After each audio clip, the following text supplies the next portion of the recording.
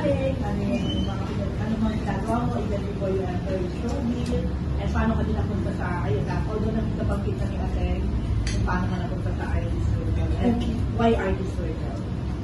First and foremost, my complete name is Jesenia Angelia A. Martinez po, but my showbiz name is Jess Martinez.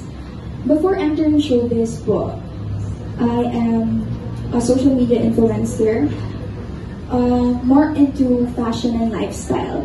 So, yung nakikita niyo po sa screen, my main platform is TikTok, and through that platform, I get to express who really I am, how I dress up, and a little bit, a glimpse about how my family is.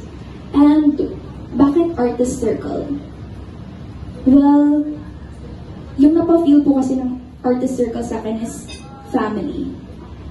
That they accepted me for who I am, na social media influencer, and the Jess Martinez na as a person.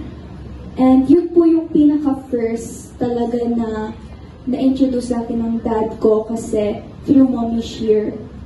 And I'm so happy and grateful na I chose Artist Circle because mas nagiging better ko as a person and not just as an actress.